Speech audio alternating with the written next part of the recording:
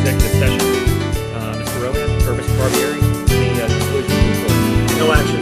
No action taken as a result of executive session. Thank you. If I could ask everyone to rise then, we'll pledge allegiance.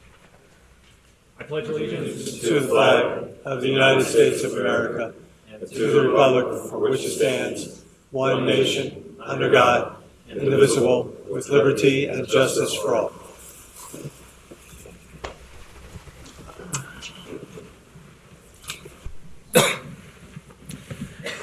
So I had originally thought I'd discuss this at the trustees reports, but I think I'm going to go ahead and tee it up now on the agenda since there's probably a lot of questions out there. Obviously, the 800-pound gorilla in the room is that we only have two trustees tonight instead of one. Trustee Dennis Dieters was appointed to the county commission, and in that regard, we'll have a vacancy on the board. Dennis resigned at midnight last Thursday, and so now the process begins on naming a replacement. This is my 11th year on the board, and we've never had this situation before, so it's new to me too. But as I have observed other communities in Hamilton County go through this process, and so here's what I would suggest, and then I'll let Trustee Insko chime in with any thoughts he has. The law states, you can correct me if I say anything that's incorrect, Mr. Barbier, but since the resignation occurred midnight on the 7th, the law states we have 30 days to name a successor. Mr. Insko and I have to come to an agreement on that. And after the 30 days elapses, if no successor is agreed upon, then Mr. Dieter's campaign committee, it's a collection of 5 people that are named on his most recent petition that he filed when he ran in 2013. Those 5 people then will name the successor if we can't agree. And they have 10 days to do that. So as I look at the process, here's a suggestion that I would put forth. I personally think it's important to cast a wide net and see who in the community is interested in serving. So if we were to initiate a process whereby tonight, starting tonight, we ask for anybody who's interested in the community to submit a cover letter with 500 words or less on why they want to be a trustee and what skills and capabilities they have to offer the community, along with their resume. Submit that to Mr. Rowan within a 2-week period to conclude on Tuesday the 26th. That would be a 2-week period from tonight. That also allows at least one Northwest Press to be issued in that interim period to maximize the publication of that. And then after the 26th elapses, then Mr. Rowan, you'll send all of the submissions. You start doing that as they flow in. And then so by the end of the 26th, we'll have all of the submissions. Mr. Insko and I would suggest probably take until the end of that week to make sure we've reviewed them all. And then at the end of that week, we would submit each one name to Mr. Rowan of individuals that we want to talk to personally, and then bring those 2 people in for interviews, in-person interviews with Mr. Insko and myself. And then have those interviews scheduled for the week of February 1st. And at the conclusion of the second interview, we'll deliberate and either come to an agreement then, not come to an agreement then, take a little more time. But we would have until Sunday night, February 7th, to reach an agreement. So at the end of that time, if no agreement is reached, then Mr. Dieter's campaign committee would be notified. And we'd ask them to name a person, and if they could act quickly on February 8th, that would allow us to have a successor in place by the next meeting on February 9th. I think as I thought through this and kind of developed this proposal, I kind of wanted to have a new successor seated by the time we're going to meet next on February 9th, and I think that time frame allows us to do that. So those are my thoughts on the process. I guess just to elaborate on that, if Dennis's committee cannot appoint someone, I don't know if that's the right term on that, then it would go to a probate judge, and we're optimistic that it's not going to go that far. So other than that, I guess maybe getting off the topic here, he did give us 6 years of service. If we could work on a plaque gym or something, that would be great. So, yeah, in that regard, I just want to say Dennis's leadership and wisdom is going to be missed on the board, but I am confident we're going to find a good successor that'll bring a lot of skills to the table. But I did want to acknowledge Mr. Dieters and his service to this township for the last 6 years. We went through, a lot of difficult decisions, a lot of key issues, and he was an excellent colleague on the board, and I'm gonna miss him. But as I said, we've kind of preached for the last 4 years that change isn't bad, and so I'm going to try to embrace that myself. And I also wanted to acknowledge Commissioner Greg Hartman. Greg is, is a good friend of mine, and we served together on the Hamilton County Emergency Management Agency, so I got to know him through there and a couple other committees that we served on, and just an awesome public servant, not excessively partisan, just a down-to-the-earth, really great guy. So we're going to miss him on the Hamilton County Commission as well, but of course we've got a known commodity replacing him in Dennis, so not a bad trade. So with that, did I miss anything, Mr. Barbieri, Mr. No. Rowan? Everything makes sense on the process? Everything makes sense, and it's all legal. Okay. And Mr. Rowan, you'll start funneling the cover letters and resumes to me and Mr. Insko as they come in, so we're not inundated right at the 11th hour on the 26th. And just to clarify, Mr. Ritter, I'll publish on the website tomorrow, as well as submit the details surrounding the application process to the Northwest Press. So anybody that was tuned in tonight or has further clarifications, we'll spell that all out and have it online tomorrow. That sounds great. And I would also ask you to, if I could, ask you to start composing a, just a nice letter to send to the applicants who aren't selected, telling them how much we appreciate their interest in serving, and just something warm like that, I think would be good. Good gesture of thanks. Will do. All right, let's move on then to presentations, Mr. Rowan. Yes, it's my privilege to welcome this evening Carrie Marsh and a group of students that's going to put together a little presentation for us. Should last about 10 minutes or so, and they presented before me prior to the holidays and invited them back tonight to make a presentation. Welcome, Carrie. Thanks. These guys are going to speak for themselves. We are a first LEGO League team, and this is a research project that they've been doing in conjunction with that. They have competed at one tournament. Last year, they were the third place team in state, and they had the chance to represent both Ohio and the United States at an international tournament in Arkansas, and that was really exciting. And so they've done a lot of work here, and we think the research that they've done is real applicable to Colerain and some of the things that we're going through. We are a Colerain team. We meet in Colerain.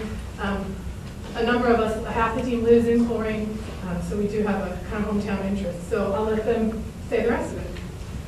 Hello, we are LEGO League. We are First LEGO League team. First LEGO League, or FLO, is a program where children ages 9 through 16 from around the world compete in STEM, that is, science, technology, engineering, and math-based challenges. There are three parts to FLO. The first is the robot game, where teams spend months programming LEGO robots to autonomously score the points on a playing field. The second part of FLO is a research project. Teams identify a real-world problem, research it, come up with a solution, and present it to the judges at their tournament. The third part is core values, in which teams practice good teamwork and what FLO has for integration professionalism. Every year, a different theme is chosen for the challenge. This year's theme is trash. Our research project has to be a solution to a problem with how trash is created or handled. In our research, we visited Rumpke and kept up with the news of its expansion. While the product we will present in a minute is designed for our FLL tournament, we feel that this concept would be a great solution for Colerain and a future addition to Rumpke services. Turn on the first good part.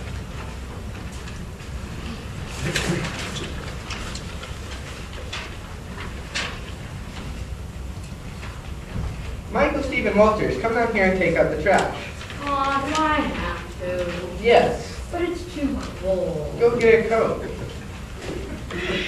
From the shoes. Go barefoot. But landfills are filling up too quickly and we're throwing too much away. I've already removed the recyclable trash. This isn't a trial, Michael. Just take the trash out. Actually, I've hired my own lawyer to represent me in this debate. Debate? Hello, sir. My client has identified a real-world problem. Yes, some trash, especially plastic, can't be recycled or composted, so it ends up in the landfill.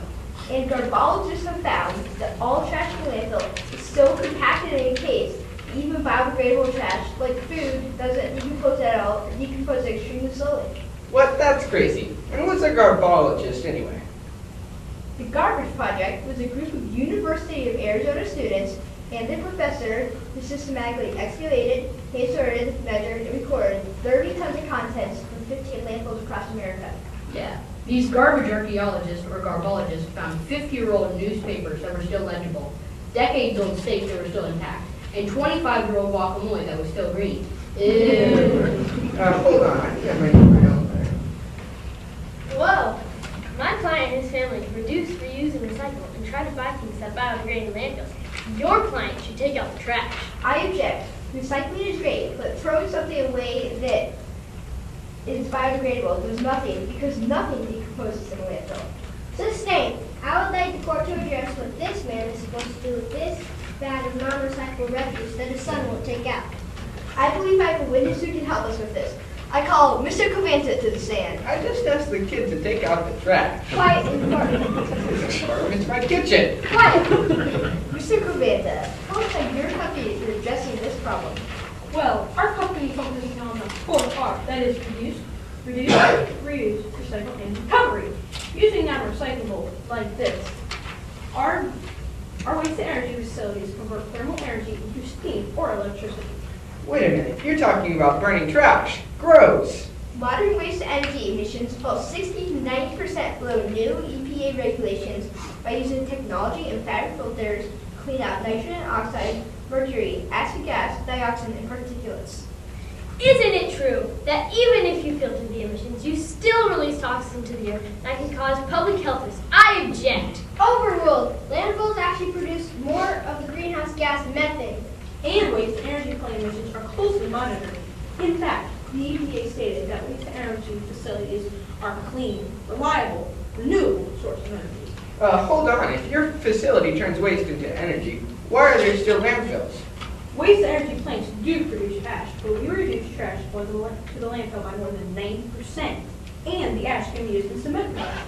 Well, this is great, but even if we had a waste-to-energy facility in our community, Michael would still have to take the trash out to the curb for pickup. Unless, what if there was a household-sized waste-to-energy unit like your plant? The energy produced could supplement the household electricity used. It could be the size of a furnace or a water heater, sort of like a small household incinerator that traps the thermal energy, uses that energy to produce steam, and scrubs the emissions like a large waste-to-energy plant. That's so innovative. The smallest waste-to-energy units currently being developed over 50 tons of garbage a day. You're talking about something that burns 15 to 20 pounds a day? But yes, I think it can be done. Come on, garbage can't make that much electricity. Actually, according to Brian Foster, an environmental manager at Covanta, Indianapolis, one bag of trash can produce enough electricity to power a light bulb for a whole week. That can't be true. You can't handle the truth. I shared this idea with homeowners, waste disposal experts, and several municipal administrators. And I believe this is the cleanest, most complete long-term solution for disposing of non-recyclable trash. I think you're right. Our family produces enough trash for our own household energy recovery unit, but you could scale the model up for Amusement parks, Malls, Museums, Universities. Zoos. or even neighborhoods to process more trash and produce more electricity. Order in the court. I have reached a decision. Michael Stephen Walters, you must take out the trash tonight. But I hereby order you to research and develop a home energy recovery unit because Americans need to recover energy from trash. Case closed. Thanks for your attention. We hope you enjoyed our skit. For clarification, the home-sized energy recovery unit that we imagined in the skit is only a concept. However, a neighborhood-sized unit is currently in development, and many full-size waste-to-energy plants operate around the country and the world. In fact, there are countries in Europe that don't landfill any waste or recover energy through this process? In Indianapolis, the trash from all single-family homes in their county is processed at Covanta, and they have reduced their landfill input by 90%. Were Rumpke to build such a plant, they could increase the life expectancy of the Colerain location many times over without doubling the size of the landfill. Thank you for allowing us to share what we've learned about recovering energy from trash. Do you have any questions?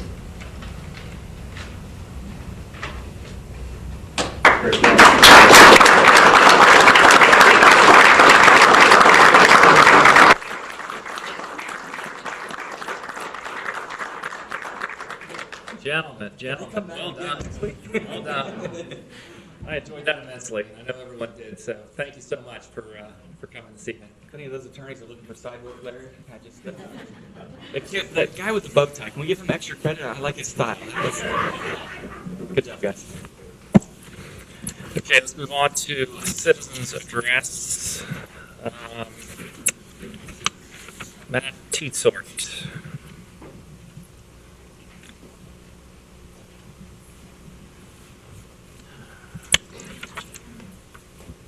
Yes. Okay. Right. I wanted to address on the agenda this evening on the approval of resolution regarding drones and other aircraft. I had a question. Was there any thought put into perhaps instead of an outright ban, how about an area set aside in one of our parks for this activity, such as an outlying area of Heritage or perhaps Clippard?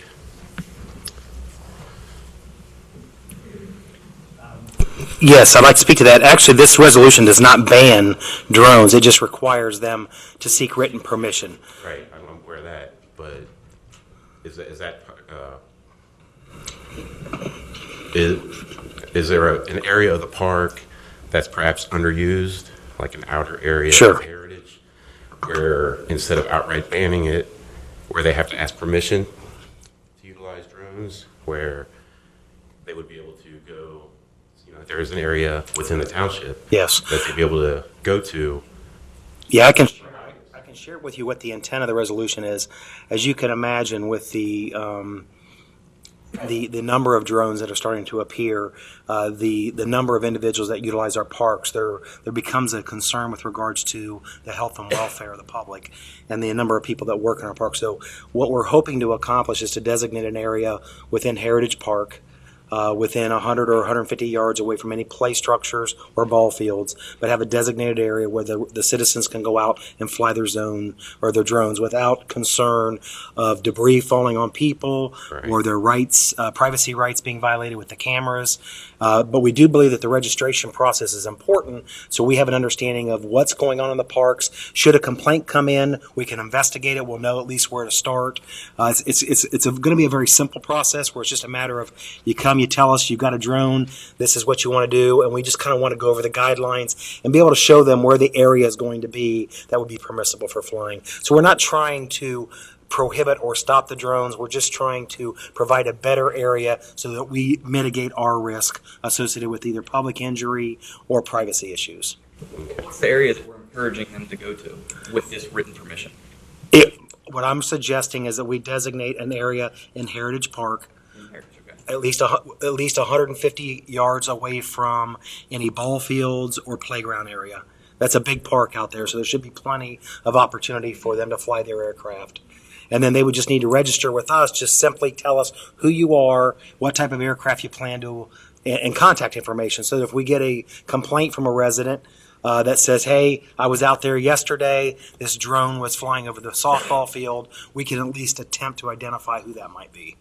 Okay, so you're talking about having a designated area, but it'll still be with written permission.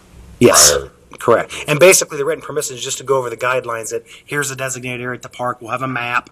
This is where you can fly your drones. And we just want contact information so that we can reach out if an issue arises. Okay. I'm not looking to make it any more complicated than that. Okay. All right. Thank you for your time. Aside from the park thing, what is it for like residential use? Is there any kind of there's no regulation on it? It's just the FAA just recently required registration of the aircraft panel. Other than that, there's no ordinances or higher advisory. I assume with time this will be a national thing. Well, yeah, I'll tell you, I did some research today, and drones have been banned in all national parks. I don't feel that's necessary, especially with the park system we have in Colerain. I think Heritage makes a great opportunity for those that have drones or other aircraft to be able to go out there and fly. We just need to put the safety precautions in for the others that are using the park. Thank you. Mr. Fiddlenet. Oh, I'm sorry. Yeah, you're fine. Yeah, you have two, and I thought I got them confused, but I didn't. Just 2 cents worth on the drones. You mentioned Heritage, which is a good spot, and maybe down on the river at Overgazing, and maybe this time of year when there's no soccer playing or any of that. I mean, I think a lot of it you can maybe do with time of year when there's not people playing baseball or soccer or whatever it may be. Anyway, that's just my 2 cents worth. And I'd like to welcome Mr. Insko, a new trustee here. Welcome aboard.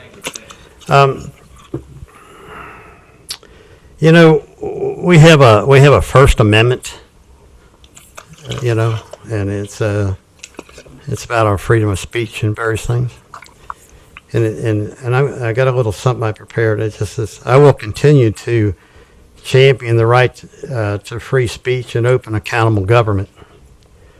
A free flow of information builds trust between the township and the taxpayers.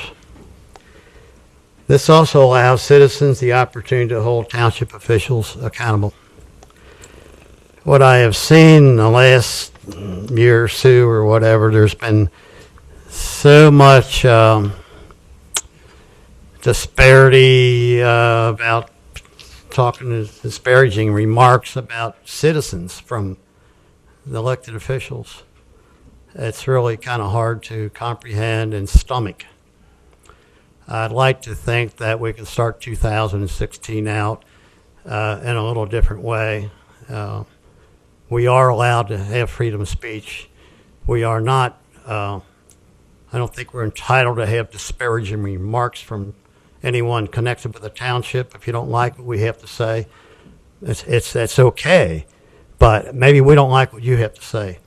So what's wrong with everybody entitled to their rights, if you will? But that's just my 2 cents worth for tonight. Thank you so much. Tara Stuckey.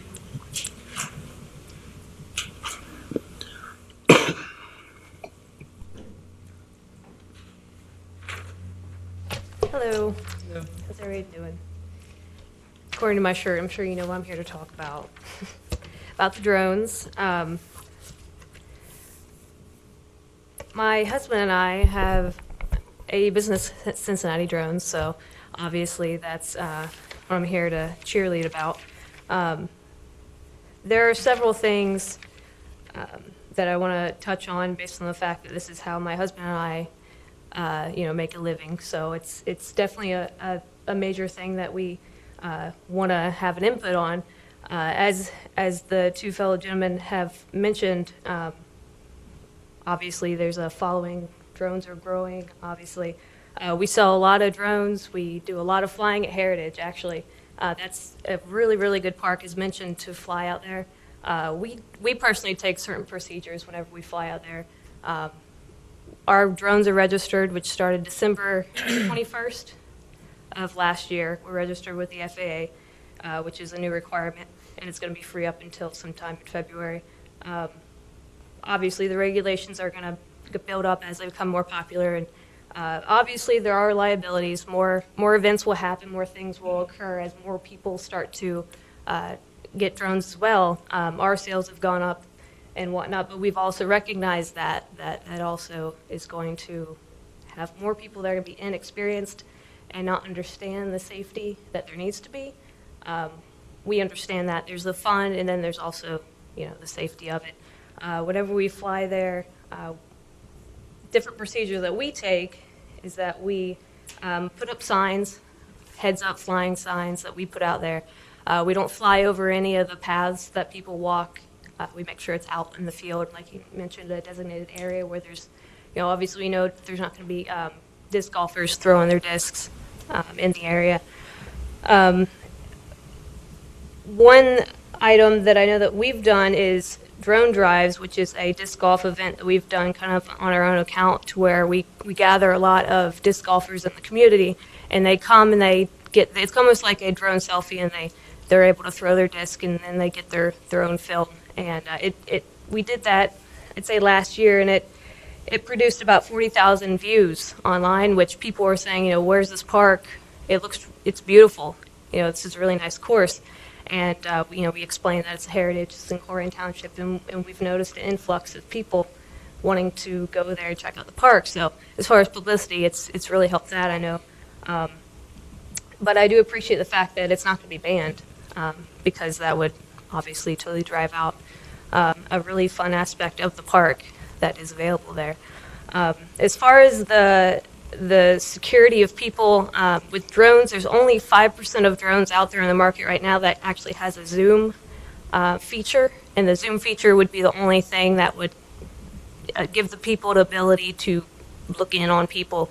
A majority of flyers are just hobbyists, and they have fun doing it. There's a whole market, and this is all that they're there for. There's few and far between. I've never encountered anybody who's there to buy a drone to spy on their neighbor. And if they're going to, it's incredibly difficult, if you've ever looked at the screens, to actually spy on somebody, specifically in their home, in the parks and things of that nature.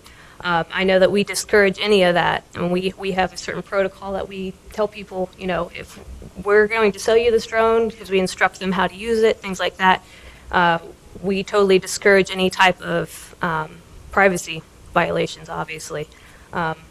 Things of that nature. Other things as far as safety, there are liability insurances coverages that are out there. We have AMA coverage on all of our drones, which is the Academy of Aeronautics, which has up to $1 million worth of coverage that you can get. And that's for medical. That's for any type of, if you, for some reason, you hit a tree or something like that, and it falls down on a child or whomever would be near there, it'll cover, their medical expenses. But that is extremely rare that does happen. We've never experienced it. We've, obviously you see things on the news with misuse and things like that.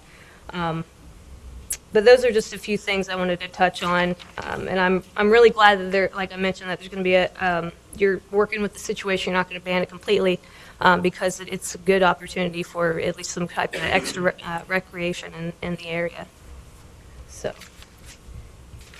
I believe that is all. And my husband and I, since we are an established business with the with drones and whatnot, we're extremely open to working with trustees, anybody here in Colerain, to be able to establish what's going to go on as far as different registration procedures, things like that, because we've been through it with the FAA and the AMA and things like that, and we know what works and what doesn't work and what people are going to want to do and any kind of flack you might get back from it. So your information. I think your husband sent me an email. I'd be glad to circle back with you after I draft some guidelines and work with you. I've got some real interest in that liability insurance type thing, and see how we can work together on this.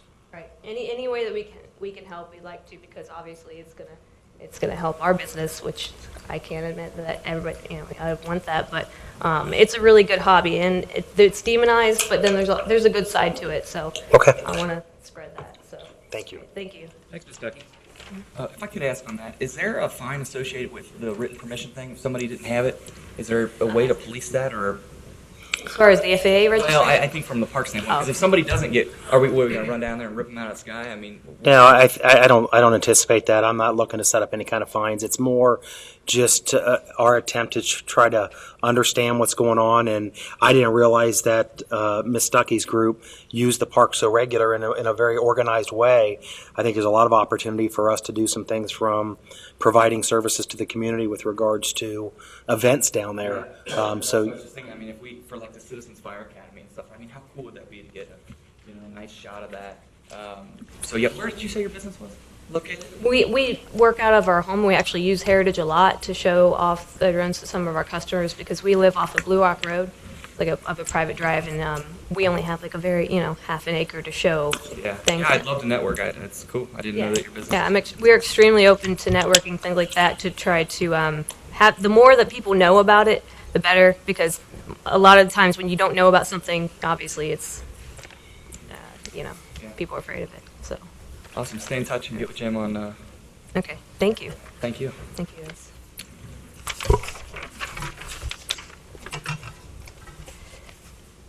Distracting.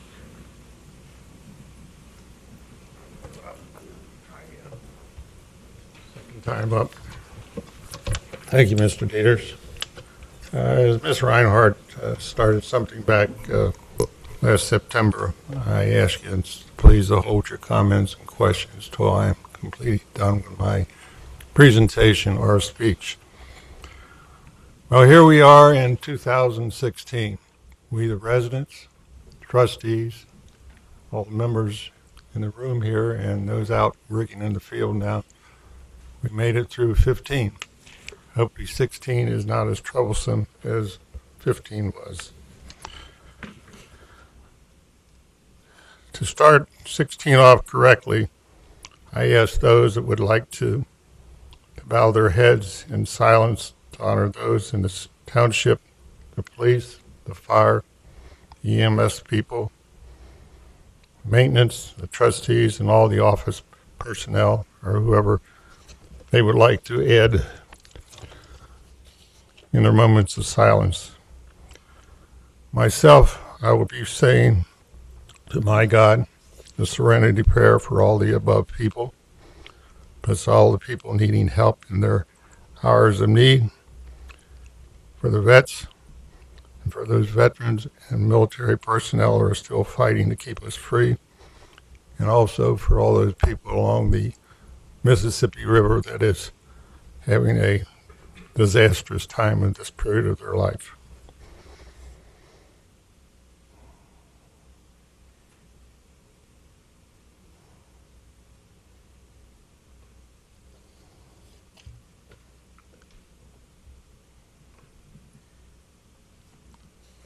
Thank you. I was told in the trustee meeting on December 8th, 2015, it was not permitted to open a government meeting with an opening prayer, per the ruling of our U.S. Supreme Court. I was taken back by this statement. On December 9th, 2015, I placed calls to different U.S. senators, U.S. congressmen, House representatives, asking guidance on this question. All stated in a 5-4 vote by the United States Supreme Court on May 5th, 2014, and as published in many national newspapers, which I have copies here if anybody wants to see them. The Boston Globe, the New York Times, the Los Angeles Times, and even Reuters. If those in office would like to pray, fine. If they don't want to pray, fine also.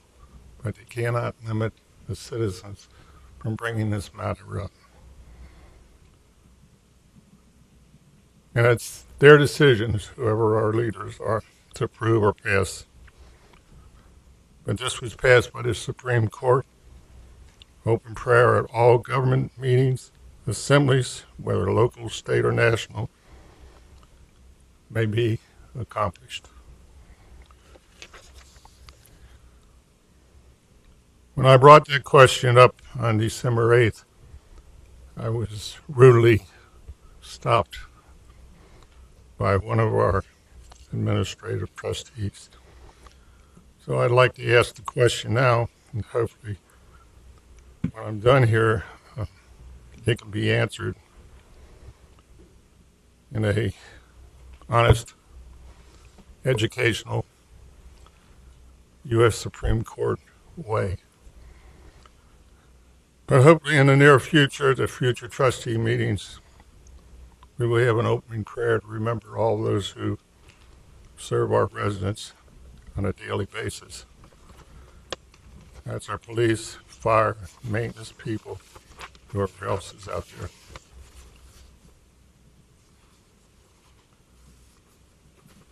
My final question is, Mr. Barbier, you were one that was stated that I cannot, or we cannot have opening prayer due to the U.S. Supreme Court.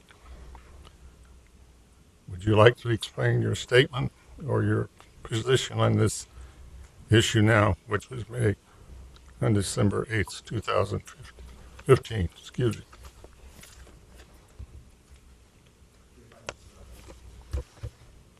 Yes, I know, Jeff. Yeah, go ahead, and then I got a question too.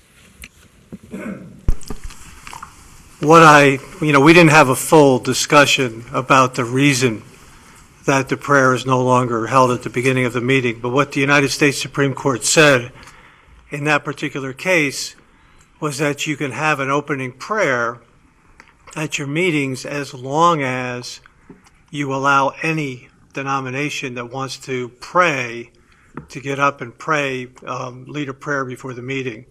The judgment was made that the trustees did not want to go in the direction of having any organization that wanted to have a prayer before the meeting, be able to give a prayer before the meeting, and the decision was made we just were going to dispense with having the prayer before the meeting. That was based upon my advice regarding what the United States Supreme Court said. Now, Mr. Acton's Yes, sir. Mr. Acton suggested that if he were to sign in and do what he just did tonight, or even say that Our Father, that's perfectly fine.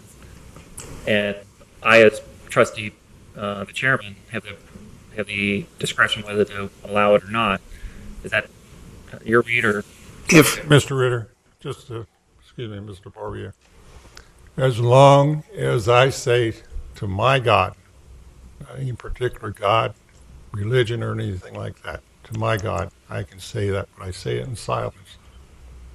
It's not an open prayer. Okay. I was about to say, as long as I'm trustee, president, you can do that every meeting if you wish, what you just did tonight, and I commend you for that, by the way. So I see no problem with that. I just wanted to see what your take was. I see no problem with a moment Great. of silence. That's something that's different from what I was talking about. Okay. Thank you, Mr. Barbier. Thank you, trustees. You're welcome. Thank you. And thank you again for the prayer you offered up. Joseph Beal. Joseph Beal. Yes, sir. How you doing? Sir, I'm just a question. What on this zoning change, adjacent property, is that going to affect them in any way? Can I make a suggestion? If your questions are regarding the public hearing tonight on the zoning change, Yeah. I'll give you the opportunity to talk during then. I misinterpreted your sign-in sheet as being a general matter, and that's what we're doing now. But we'll have a discussion during the segment to look at Thank that. you. You're welcome. Thank you. And I'll put your name in that stack so I don't get hosed up. Gary Middleton. First off, I'd like to welcome Greg. Thank you. I want to reiterate back on the drones again. What's going to happen when the weather warms up and everybody who owns drones wants to go out to Heritage? Because I would hit the Great Miami River to go fishing. And just on River Road, there's like a huge field for people to fly their personal aircraft, those gas-powered ones. Couldn't Colerain find a field something like that big of a property for them to fly their own drones? Because what if somebody's flying their drone, say if I had one, and Greg was out there with his, and then our drones would collide, and that went into a fight. Couldn't Colerain find a bigger property than Heritage? I've been to Heritage, and the only place I see that would be big enough is when you first pull in, and right where the cemetery is, probably this side of the cemetery, and on back. Is that where they're proposing to fly their drones? If somebody has one? His statement was 150 yards, and so I'm sure you've been to Heritage. Yes. There's the playground, and then there's the ball fields. Right. As long as if we observe the 150 yards, as I read it, you could do it anywhere.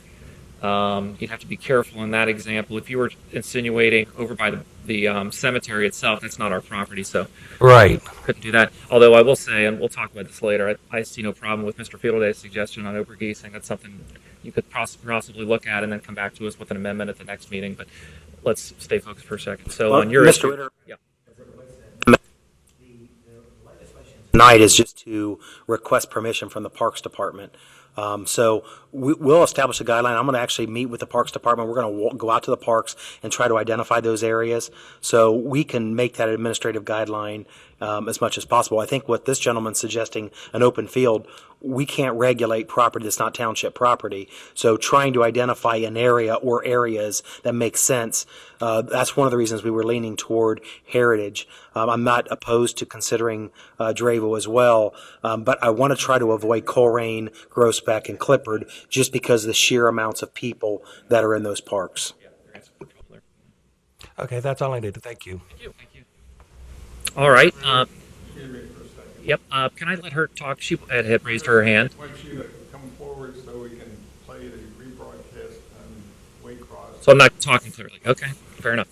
Ma'am, you wanted to say something too. Just going to address and say that I've been to other meetings, council meetings, township meetings, and I've known their silence after the pledge of allegiance is the recommended kind of Okay. venue for that. No problem here. Thank you. Okay, let's press on. Administrative reports. Mr. Rowan, we'll start with you. Okay, I would like to just announce to the community that we have scheduled 3 community presentations regarding the upcoming Township Roads, Parks, and Community Center levy that will appear on the March 15th ballot. The meetings will be held at 7:30 p.m. Our first one will be January 26th at Houston Conference Center at 3310 Compton Road. The second will be February 2nd at Struble Elementary, that's 2760 John Rose Avenue, and the third will be February 9th at Pleasant Run Elementary, 11765 Hamilton Avenue. So I would encourage those that have interest in understanding what this issue is all about to plan to attend one of those sessions or bring your questions here to the meeting. We'll be talking in various groups throughout the community over the next 8 to 10 weeks in our efforts to educate the community as to the need for this levy. Mr. Malloy. Thank you. Sadly, I have to report that our director for the Hamilton County Communications Center has submitted his resignation to Hamilton County, and he's moving on to the city of Cincinnati. Mr. Jason Dunn has been the director since 2013, and he has worked hard to facilitate change within the communications center.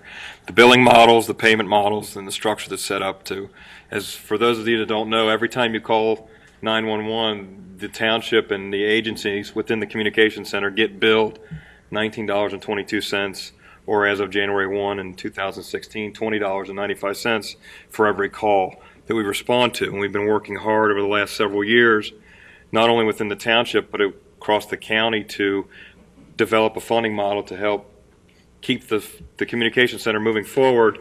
And Mr. Dunn was very instrumental in driving that forward, so we're definitely going to miss him. But just as a matter of fact, because of these increasing costs back in 2010, the police department changed the manner in which it operates and has increased some staffing on the weekends and overnight to take non-emergency phone calls and process them differently than billing at a $19 or $20 per call.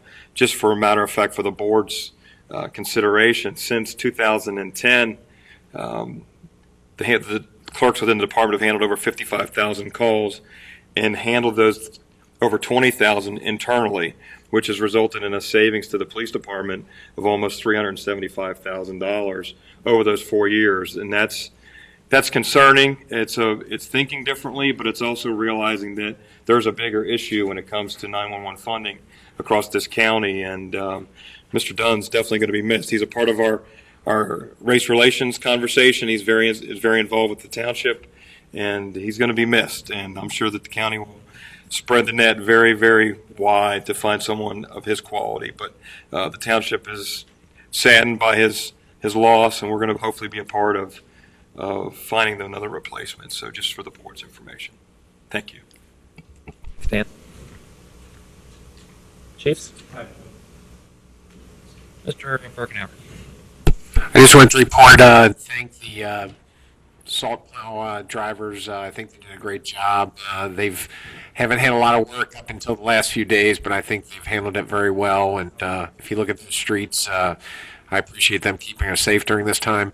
And Thursday at 2 p.m., Supercuts on Colerain is having their grand opening. That's filling a vacant space on Colerain Avenue. That's all I have. Thanks, Mr. Birkenauer. Trustees report, Mr. Insko.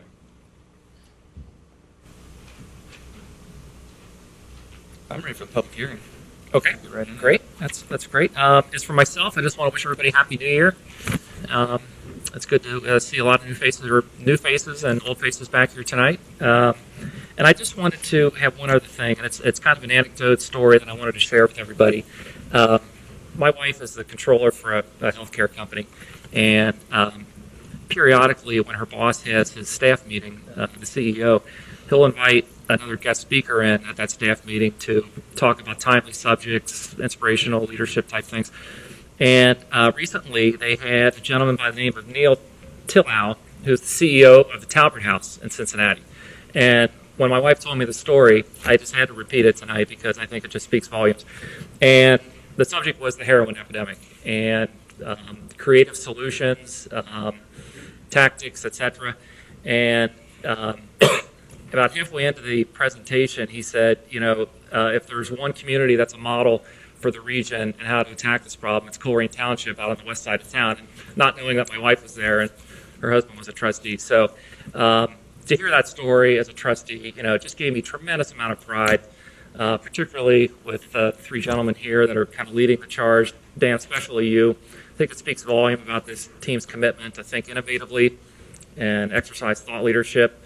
So it was just a great story that I just wanted to share, and just commend you all again for the work you're doing with the Heroin Task Force. So, okay, let's move on to the public hearing. Jenna? Thank you. Before you tonight is case number ZA 2015-05. It is a map amendment request for the property located at 7600 Colerain Avenue. The request is to rezone a portion of the property from R7 multifamily residential and B2 general business district to B3 commerce district. The Colerain Township Zoning Commission voted unanimously 5-0 to recommend approval of this application on December 15th, 2015. 7600 Colerain Avenue is a nearly 13-acre site. But the request is to zone just 9.5 acres of this site. The site itself has 360 feet of frontage on Colerain Avenue and 110 feet of frontage on John Rose Avenue. It is the location of the former Builders First Source industrial facility, which encompassed 5 parcels over 3 zoning districts. This rezoning would clean up some non-conforming use issues, particularly on the portion here highlighted in yellow, the 3 parcels that will encompass the zone change, request itself. Surrounding the site is a wide mixture of land uses as well as zoning districts. To the north, we have B2 as well as B7, which includes retail strip center as well as apartments. To the south, it's a B3 commerce district, which includes commercial and industrial mix of uses. To the east is Zone 4 R6 urban residential, includes single-family homes as well as a school. And to the west, B2, it's Zone B2 general business, which includes a variety of commercial uses. For anyone who has not been to the site, just wanted to show you 2 quick photos, give an idea of where we're at. This is actually standing pretty close to Colerain Avenue, looking into the center of the site, and then about midway back, looking towards the back of the site.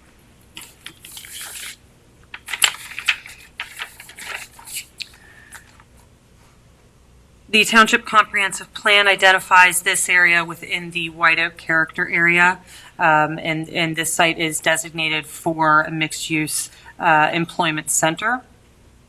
Comprehensive Plan indicates that this area should be encouraged to continue development of light industrial and office uses along Colerain Avenue, particularly south of West Galbraith Road.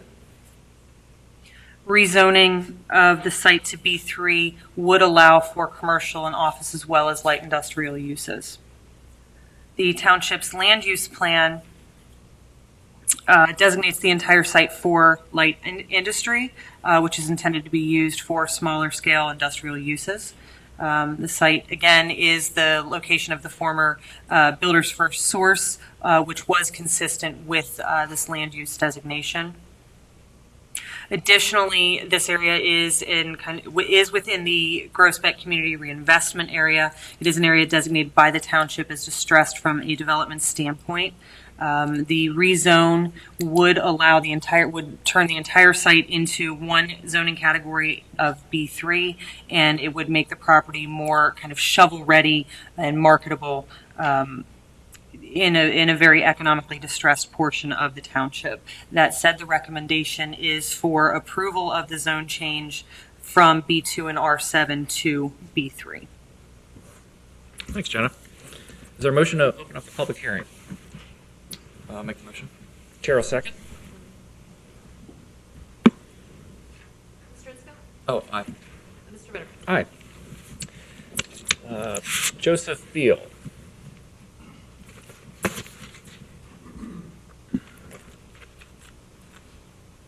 My only question was, what is it going to have effect on the adjacent property in changing this zoning?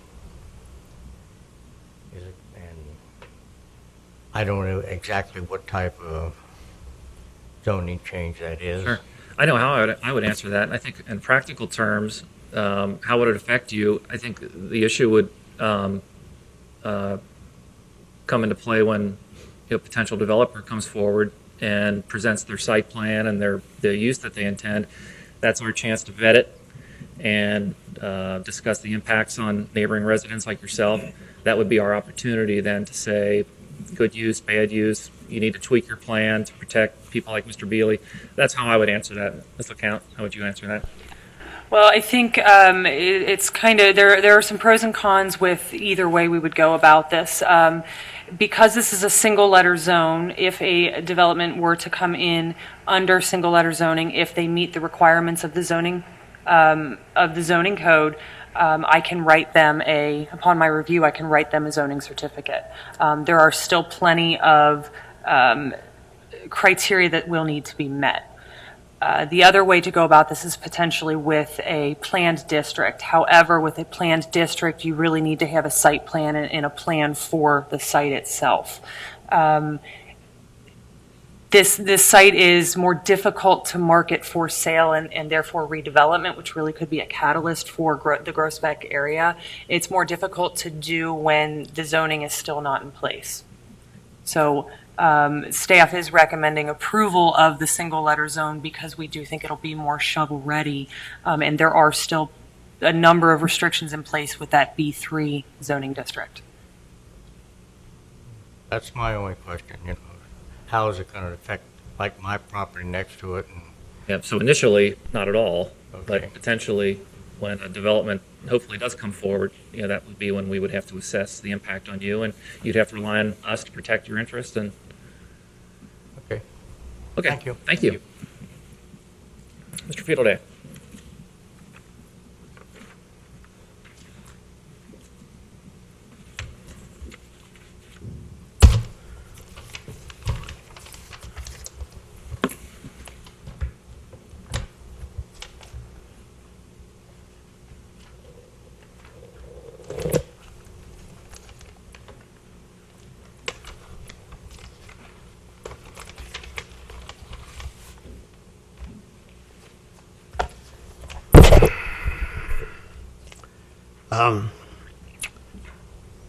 Just for transparency, I talked to Jenna today a little bit about this. The overall, to turn it to one zone, type zone on the whole site, since there's various different zoning there, I think it's a great idea, personally. But I guess I question to change it to B3 it's not very restrictive zoning. The next thing is heavy industrial. So, in other words, as an example,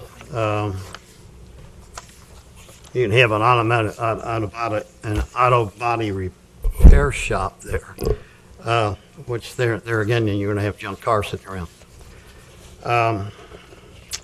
I just don't see that on Colerain Avenue. When we did this years ago, I always thought all this was going to be south of Banning. There's Houston Potato Chip Company and various things down there. Yet on the north side of Banning, there's Clifford, but they're altogether kind of different company. I mean, everything's internal. Can I stop you there, if you don't mind? And is there a way Go to ahead, pause the time? Yeah. I think you and I were serving on the board together at the time when we did the enterprise zone. Did I have the term right? Where we did the south of Galbraith. You mean the community reinvestment area? Thank you. Yeah, yeah. Thank you. Do you recall that?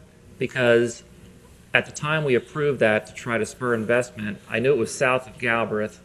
And Well, for the reinvestment. right. And I guess, no, does that equate to light industrial or whatever? Probably not. But I know that, I'm just saying that's how I thought about it at the time. Right, wrong, or indifferent. But go ahead. Okay. Anyway, having said, I guess it's how we envision, or what do we see Colerain being, Colerain Avenue. Bars or taverns in the B3 are prohibited. You're not allowed to have them. Or restaurants, not allowed to have them, which sounds kind of strange for Colerain Avenue. But, you can have warehouses and wholesale commercial uses. I guess the real thing is what do we want to see there and how do we want to do it? The gentleman was just here. I don't know where his residential property is along where this development is. But two of the things out of the land use guidelines in our character area, White Oak, there's two things. It says, encourage the continued development of light industrial and office uses along Colerain Avenue, south of West Galbraith. That's what we're talking about right here. Such uses shall be fully enclosed because of the high visibility of the area. In other words, what our zoning says, though, some minimal outside storage. Well, if anybody can describe minimal for me, sure appreciate it. But I would say that it's fine to have it there, but I don't think you want any outside storage. It just should be prohibited in that particular thing. And it says development and redevelopment in this area needs to be to include adequate landscaping and buffering between residential and non-residential uses. That might address this gentleman's here. But also along Colerain Avenue, let's just say one of the things I said here you could have is a automotive body repair, and you got a bunch of junk cars sitting around waiting to get fixed. Or I think what I'm saying here is if you're going to do a B3, which is it's not very restrictive zoning, then add a little caveat within your resolution, and I think we can do that, that says these two things right here in our land use guidelines for that character area. Make sure that uses shall be fully enclosed because of high visibility of the area. That's part of it. The other is to include, make sure we got adequate landscaping and buffering between residential and non-residential and streetscaping. And I say this, it all depends what we want to see in the future. That's that issue. The other part of it is it's a CRA district down here. That's kind of a bonus for the people that own the land or who's there. What do we get in return? I think it's okay to ask to say, hey, let's make it a nice looking development. If you're going to have there, if you're going to have something there, you know, we have a heavy industrial zoning, and yet we have landscaping. I'm speaking of our own business, and trees planted, and it's not an eyesore to the community. So, which I could do, but I choose not to. But I guess that's what I would say to this. Just before you run off and approve it, just put something in there that protects the township. I see the developer or the owner of the property, you know, doing very well, and that's okay. But what do we get as a township out of it? I think we should get something. We're giving them a tax break potentially. And I don't think it's asking too much to say, hey, we want to make sure it looks nice. And to say that we can do this, because we used to do this single letters before we had the current zoning. We can put conditions there. There's nothing that stops us from doing that. So that's what I'd say to that. Thank you so much. What's your thoughts, Mr. Fielday? Mr. Birkenau, what are your thoughts on that? It's been extremely difficult to market this for redevelopment for several reasons. One of the primary reasons initially was because it was under a long-term lease with the group out of Dallas, Texas, and then the Builders First Source. A lot of these buildings on here are just totally unusable. They're going to demo those. When those are demoed and they build a new building there, they're going to have to honor the setbacks from the B3 zoning, et cetera. I think something that we really need to keep in mind is Bob Stenger, who was instrumental as a Colerain Business Against Crime leader. He's going to expand his business onto this property for a substantial expansion of the Sensei mining machinery. And he has told me in no uncertain terms that I think they've been in business since 1902, and he wants to be on Colerain Avenue for another 50 years. And he said, you know, I got to pick who my neighbor's going to be, and I can choose who I can sell this to. His goal is to get a reputable business in there that's going to be a good neighbor and going to be a pillar in the community like he is. So I think from that perspective, the future of this, in terms of the setback requirements and the zoning requirements are required in the B3, he's not going to want to sell it to a tavern or a restaurant. He's very good with that restriction, and I think and I know that he's not going to sell it to an auto body shop either unless they enclosed everything. We do have a lot of auto body shops on Colerain Avenue. We have Joseph, we have NAB, we have CarStar. There's a lot of them on Colerain, and some are better than others. But I don't see a lot of them with, you know, a plethora of junk cars sitting out on Colerain. In practical terms, what he's suggesting, though, is say, okay, I hear you, but, you know, let's put something in there to, you know, protect the, you know, unanticipated. Do we have that flexibility? I don't know that we do. That's really the question: is do we have the flexibility? I don't think you can.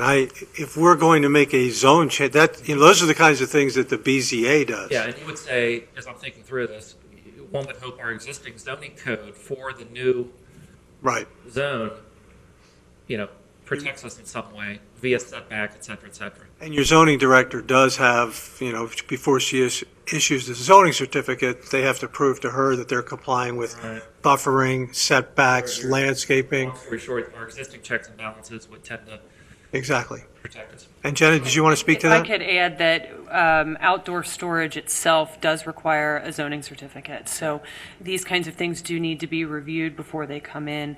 Additionally, when it comes to specifically the R7 portion of the site being rezoned, because right now it is next to another R7, it's part of the same, you know, there are no zoning lines between, there are no buffering requirements. Okay. I'm not insensitive to what you're saying. So changing it to a B3 will require a 50-foot buffer yard in that portion as this redevelops. So there are still controls in place. The only thing I was going to say, if there's, they mentioned something about some buildings being there and they may have to tear them down, that I would definitely say that pole barns are not allowed, and we can do that. Pole barns have no tax base. They're temporary building, if you understand what I'm saying. I do. Thanks, Mr. Fielday. Steve Cahill.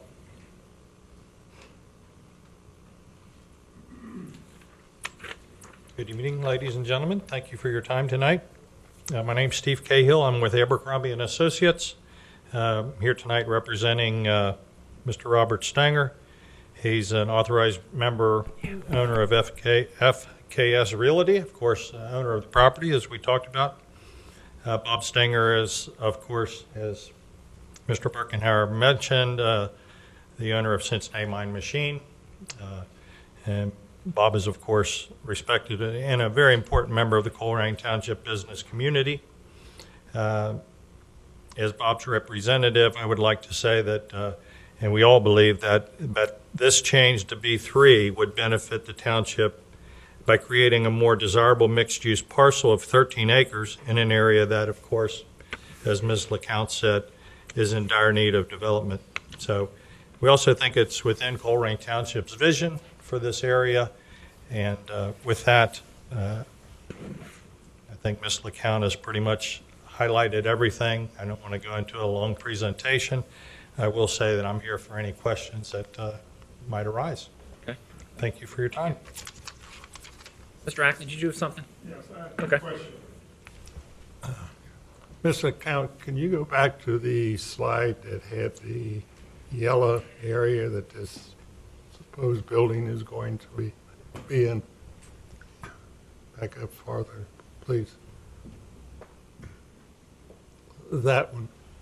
The yellow line, gray area, is that part of this gentleman's The mining machinery company. mining machine company? They own all that property in there too? Not the yellow area, that I guess he's going to sell that. Yes, they're all the way down to John Rose. That is all considered one site. So there are 5 parcels total. So that's going to remain undeveloped, and as Mr. Fiddley said, there's pole barns in there, because I used to shop here all the time. I don't believe that that is the suggestion, that that remains undeveloped. The entire site would be outlined there in yellow. Okay. It does function as one site. So the rezoning, though, is only for the northern 3 parcels now highlighted in yellow. Yellow. Jim, the existing mining machinery company is right here. It's on John Rose. Yeah. The little gray building. Right, yeah. Next to the yellow line there, right? That's right. Okay, so he's going to develop that, possibly go on the other side of the creek and all that? Develop that? I don't know about the creek, but There's a creek down there. I believe you. Okay. So the answer is yes. That's the motivation for this map amendment. Okay, that was just my question, what was going to happen to that gray area that is not mentioned there? Okay, thank you. Thank you. Okay, anybody else that wants to speak for or against the map amendment? In that case, I'll make a motion to close the public hearing. Real quick, I want to speak on that. The only real negative feedback I got on that was the buffer zone. And my understanding is right now there's a 30-foot, and it will be now a 50-foot, so it's actually a larger buffer zone. Is that correct? Right now, there is no buffer zone between an R7 and an R7. There's no required buffer zone. It would, in that northeastern corner, would become a 50-foot buffer zone next to the R7 zoning and a 30-foot buffer zone next to the R6 zoning. And then the pole buildings, I got a couple complaints on. There's already pole buildings there, though. And I guess my argument to that would be, well, at this point, maybe anything, getting some new growth in there would be better than nothing. Because I don't know how long it's been vacant now. It's been a while. Other than that, Bob Stanger has an awesome reputation in the community and a really interesting guy. I understand he's mining in South Africa right now. Is that correct, or something along those lines? Yeah, he sent me a text and it was very convoluted. It looked like it had come across the ocean. But yeah, we appreciate him obviously in the community. But yeah, I'll make a motion to close the public hearing. Okay. So you have a motion and then a second? Second. You did second. Yes. Mr. Itzko? Aye. Mr. Ritter? Aye. Okay, any further discussion with the board? I think Mr. Inscoe, you kind of just did that. Anything else? Okay. In that case, I'll make a motion to approve the map amendment as submitted. I'll second. Mr. Itzko? Aye. Mr. Ritter? Aye. Great. Here is the resolution. Thank you. Let's move on to new business, public safety. Mr. Malloy. Good evening. I have 2 items for the board's consideration. They're both resolutions to support the selling or auctioning of unneeded or unfit vehicles. There are actually 2. One, because there's a value greater than $2,500 in the second because the value is less than $2,500, which mandate different processes. But the first is the board's approval to support or approve the resolution for disposal by public sale of vehicles of value greater than $2,500 and equipment which are obsolete, unfit, or unneeded for public use, according to ORC Section 50510, specifically a police department vehicle, a 2010 Chevrolet Tahoe. We ask the board's approval to sell or auction. Motion approved. Real quick, hindsight's always 20/20. Looking back now, are you getting the return on these that you were expecting when you first when we first purchased these vehicles, or is it Specifically to the Tahoe, the department operated with the premise we always wanted one SUV because of the makeup of the township, the rural complexity of the township. What has happened, the problem with SUVs and large-scale SUVs is they get less gas mileage, and as they get older, their value decreases significantly. The productivity of police vehicles now, the Ford, the Cruisers, are all-wheel drive. So we've moved on to the point where we need a specific vehicle as an SUV. This one specifically was transitioned into the vehicle used for our canine.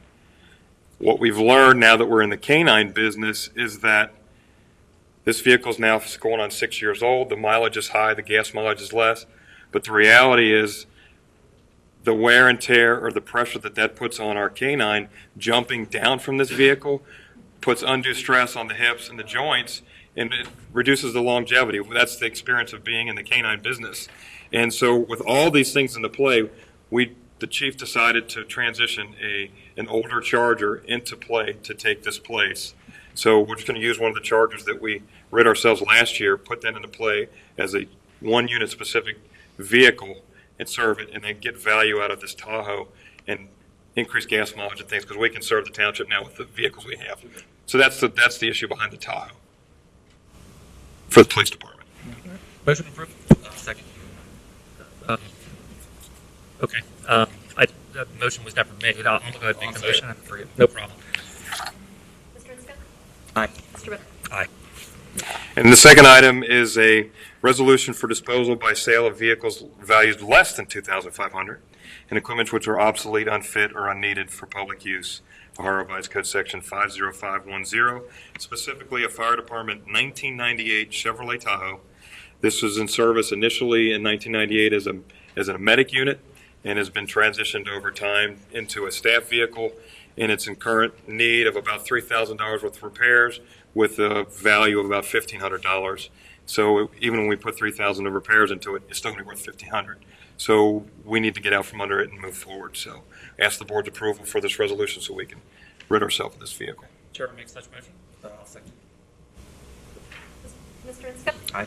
Mr. Ritter? Aye. Thank you. Hey, Jeff, on the drones, what's Hamilton County Parks doing? What is Hamilton County Parks doing Oh, what's their policy? with the drones? Okay. We'll send you an email. Is that okay? With the I answer? don't know, I'm asking you. Well, and I don't know either. So Well, that's what I mean. we're going to find out and let you know. Okay. Sounds good. Real quick, Bernie, before you go, she might be able to speak on that, the owner of the drone company. Do you know what Hamilton County Parks is doing on that? Hamilton County Park, for example, I know like Mount Area, things like that, they're in the same process. It's just a new thing, I guess. Process, yeah. Thank you. What is your name again? I'm sorry. Have a nice evening, Mr. Fiddlenet. Have a nice evening. Dan, still up? Yes, sir. Chief Cook. Good evening, Board. The Fire Department has two action items for you to consider this evening. The first one being a recommendation for a part-time pay rate change for Dustin Geiger, firefighter paramedic, for the promotion to firefighter paramedic fire apparatus operator at an hourly rate of $16.98 effective January 17, 2016. Chair will make a motion to approve. Second. Mr. Inscoe? Aye. Mr. Ritter? Aye. Okay, second, recommendation for a part-time pay rate change for Jay Snyder. He's currently a firefighter emergency medical technician. Promotion to firefighter emergency medical technician fire apparatus operator at an hourly rate of $14.72 effective January 17th, 2016. Motion. Second. Mr. Inscoe? Aye. Mr. Ritter? Aye. Thank you very much. Thank you. Good evening. I have several personnel matters. If I have your permission, I'd like to deviate from the agenda and start with number 2. 2, 3, and 4 kind of go together, so it makes sense to do them at the same time. The next 3 requests for appointments fulfill our promise made in 2014 for the levy to appoint 3 officers in 2015 and another 3 in 2016. As a point of reference, at one point prior to 2012, we had 58 police officers, 19 of those being Sheriff's Department deputies. In May of 2012, Sheriff Leach reduced that number to 6, which required us to begin a reserve program and to begin a transition program to get us back up to have enough strength to police the community. In 2014, the contract with the sheriff completely ended, and we passed the May levy with the promise of adding a total of 6 full-time police officers. We still have our Reserve Corps positions in place, and we will be filling those. And you use the term add, but in fact, it was just to get back to the complement we had when the sheriff was around. That's correct. Yeah, these just to get us back up to speed and to strength. We still have those reserve positions, and those will continue to be filled regardless of how we move forward. This will bring us to 53. We have another position that is awaiting to be filled. It'll be backfilled once we get through a court process with the termination. That'll bring us to 54. So we're still obviously 4 short of where we were at our highest point, but being cognizant of our budgetary limitations, we've done a lot of work to find efficiencies inside and outside the organization. 12-hour shifts certainly helped there too. 12-hour shifts were a huge help. We've done some technological changes that have allowed us to get as much or more work done now with the staffing we have without going back for more tax money from the public. So what I'd like to do is respectfully request the board approval to hire Cody Ashcraft to the position of full-time police officer. Mr. Ashcraft is currently working with the police department as a part-time records clerk. He's a 2015 graduate of the University of Cincinnati, where he received his bachelor's degree in criminal justice. Cody's also a 2015 graduate of the Butler Tech Police Academy. Mr. Ashcraft's hiring fills one of the 3 2016 levy-approved positions. If approved, Mr. Ashcraft's salary would be $47,520.28, and he would serve a 1-year probationary period. His appointment would be effective Sunday, January 17th, 2016, and this appointment is contingent upon a successful completion of a psychological evaluation. Mr. Barbier, are we to these separate? Yes, I would do them separately. Okay, I'll make a motion to approve that. I'll second the motion. Mr. Isko? Aye. Mr. Ritter? Aye. Request the board's approval to promote Reserve Police Officer Nick Robers to the position of full-time police officer. Officer Robers is currently working as a reserve officer and is a 2003 graduate of Northwest High School. Nick is also a 2009 graduate of the Butler Tech Police Academy. Along with his wife and son and daughter, they are Colerain Township residents. Nick's promotion fills the second of the 3 2016 levy-approved positions. If approved, Officer Robers' salary would be $47,520.28, and he would also serve a 1-year probationary period. His appointment would be effective Sunday, January 17th, 2016. I'll make the motion. Second? Mr. Isko? Aye. Mr. Ritter? Aye. Request the board's approval to promote Reserve Officer Kevin Boyle to the position of full-time police officer. Officer Boyle is currently working as a reserve officer and is a 2007 graduate of Oak Hills High School. Officer Boyle is also a 2015 graduate of the Butler Tech Police Academy. Kevin and his wife have 2 daughters, ages 3 and 5, and Kevin is also a combat veteran of the United States Marine Corps. He served in the War on Terror. Kevin's promotion fills the last of our 3 2016 levy positions. If approved, his salary would be $47,520.28. He would serve a 1-year probationary period, and his appointment would be effective Sunday, January 17, 2016. Make the motion. Second? Mr. Ritter? Aye. Back to number 1 here. Request the board's approval to hire Benjamin Kemper as a full-time police officer for the Colerain Police Department. Mr. Kemper is a 2011 graduate of LaSalle High School and a 2015 graduate of the Butler Tech Police Academy. Ben comes from a family of police officers. His father's a retired Springfield Township officer, and his 2 brothers are police officers, one of them with Colerain. Mr. Kemper's hire fills a vacancy created by the resignation of another full-time officer. So this is backfilling a position. It's not a creation of a new position. If approved, Mr. Kemper's salary would be $47,520.28, and he would serve a 1-year probationary period. His appointment would be effective Sunday, January 17, 2016, and it is contingent upon successful completion of a psychological evaluation. Chair, I'll make a motion to approve. I'll second. Mr. Isko? Aye. Mr. Ritter? Aye. Next item, request the board's approval to appoint Michael Jake Spears to the position of part-time weekend records clerk. Mr. Spears is a recent graduate of the Colerain Fire Department's Recruit Academy and is certified as a EMT. He's also served the township as a seasonal employee in our Public Works Department for the past 2 years, and he's currently at the Butler Tech Police Academy. If approved, Jacob's rate of pay would be $12.18. His appointment would be effective Monday, January 17th, 2016. Jake's position would fill Cody Ashcraft's position, who was just now promoted to full-time. Back, not a net addition. Yes. Sounds like a great fit. I'll make a motion to approve. I'll second. Mr. Isko? Aye. Mr. Ritter? Aye. Next item is a grant acceptance. The Police Department received notice from the state of Ohio that they approved our 2016 grant to compensate officers for our DARE program and for our Driving Angels program as well. The grant for 2016 is for $4,009.88. Request the board's approval to accept the grant. Chair will make a motion to approve. Second motion. Mr. Isko? Aye. Mr. Ritter? Aye. Before I read the next item, I'd also like to say a couple things before. In 2015, the board approved a capital plan to purchase 4 replacement cruisers for this year and 2 additional police cars.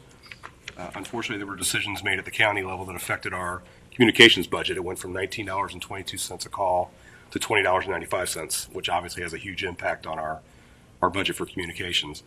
To compensate for that increase and to maintain our appropriations, it's necessary for us to modify that plan a bit. Another issue that comes up sometimes is people are asking us why we bought SUVs as opposed to the sedans. Last year we purchased 3 of each, 3 sedans and 3 Explorer SUVs. About 70% of law enforcement cruiser sales are now SUVs, so it's really moving in that direction. We wanted to try those out to see if it worked for us. There's a lot more room in the cars themselves, in the driver's compartment and in the rear part where the prisoner would be. They are safer in front-end collisions, so there's a lot of benefits to those things, but there is a price difference. There's about a $2,000 price increase, and given our limitations, it's not feasible for us to ask for those in 2016. So the request we'll have will be for 4 sedans instead. So I'd like to request the board's approval to purchase 4 2016 Ford Interceptor sedans at a cost of $114,228. 3 existing cruisers will be sold for approximately $15,000, reducing the net cost to $99,228. I applaud your restraint, Chief. Make a motion to approve. I'll second it. Mr. Isko? Aye. Mr. Ritter? Aye. Thank you. Thank you. The next item I have is annually we have to appoint someone to the OKI Regional Council of Government Board of Directors as a larger township in Hamilton County. And the item would be Trustee Ritter as the representative and Frank Birkenhauer as the alternate for the trustee position. Does the president traditionally hold that role? Typically, and sometimes the president says they would prefer not to, and some new person sometimes does it. So, Appoint myself in that role. Second his motion to appoint himself in that role. thank you. Mr. Isko? Mr. Ritter? Aye. And the next item, Ed and Bernice Waltz have been doing this for several years now, but they are donating, it's a donation acceptance of $100 for the purchase of mutt mitts in our parks. That's awesome. Are they here, by the way, tonight? I don't think so. Thank you. I don't know if we can at least send them a thank you. I do send them out a letter and just thank them, and we thank them here publicly. It's very kind, nice. That's awesome. Yeah, I would definitely make that motion. Second. Mr. Isko? Aye. Mr. Ritter? Aye. Thank you. Does everybody know what a mutt? Yeah, there was What a both mutt people mitt is. confused what mutt mitts were. It's when I had a dog, I would usually take like a plastic bag, and pick things up with it. Try not to be graphic because people might be eating at home. And so it's a heavy plastic bag that you can pick things up in it, and it's great to have them at the parks because invariably when I would bring my dog to the park, I'd bring 2 bags, and well, I'd need a third. So it's wonderful that they donate these for that purpose. There's stations all over the park. I'm assuming all the parks have the stations. I know But for sure. I think so, and they're right by the garbage cans too, Yeah, which is it's convenient, convenient. for sure. Yeah. Thank you, Ed and Bernice. Okay, zoning. Planning and zoning have a couple of items before you tonight. First is appointments to both of the boards, the Zoning Commission Board as well as the Board of Zoning Appeals. First up on the zoning commission, it's requested that Mark Faring be appointed as a zoning commission member for a 5-year term expiring on December 31st, 2021. Chair will make a motion to approve. Real quick, is Mark here? No? Because he's the owner of Snows Lake, correct? Yeah, they did an amazing job down there, so I want to commend him for that. I'll second the motion. Aye. Mr. Ritter? Aye. It's requested that alternate member Aloysius Grody, Al Grody, be appointed to the open unexpired zoning commission term previously held by Mr. Tchaikovsky, which expires December 31st, 2016. I'll make a motion to approve. Is Al here by chance? No. I was told that Al turned in a 10-page resume, and I'd say they really want it. So thank you for that, and I'll definitely second that motion. Mr. Inska? Aye. Mr. Ritter? Aye. It's requested that Mr. Richard Lauf be appointed as an alternate member of the zoning commission for a 2-year term expiring December 31st, 2017. I'll make that motion. Second. Aye. Mr. Ritter? Aye. For the Board of Zoning Appeals, Mr. Timothy Price, it's requested that Mr. Timothy Price be appointed to a 5-year term expiring December 31st, 2021. I'll make the motion. Second. Aye. Mr. Ritter? Aye. Next is a request for a public hearing on the demolition of properties for February 9th, 2016. This is specifically to address the demolition of fire damaged 2305 Wilson Avenue. Chair will make a motion to approve. I'll second. Mr. Inska? Aye. Mr. Ritter? Aye. We respectfully request for a resolution to extend the moratorium on alternative financial service providers until February 28th, 2016.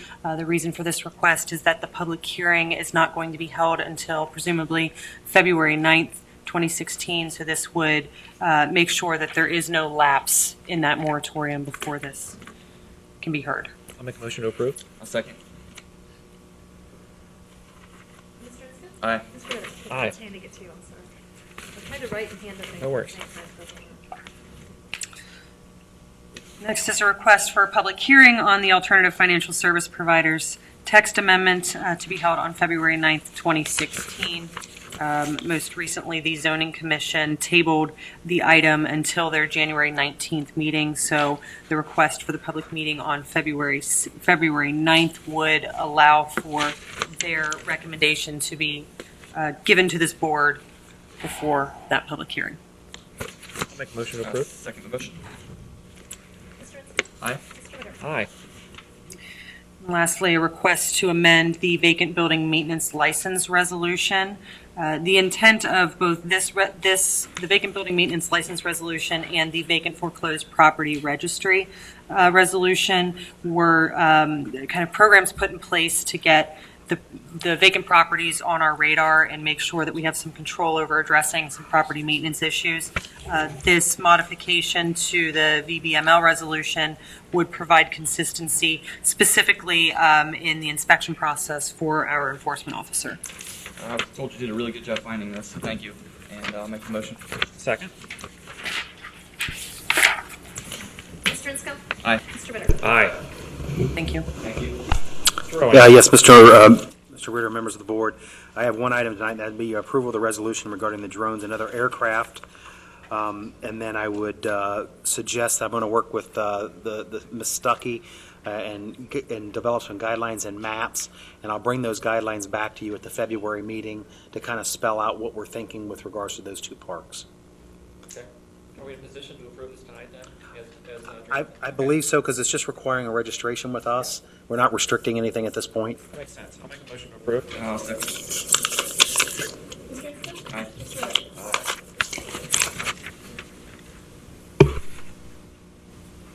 Fiscal Officer's Report. Mrs. Harlow. All right.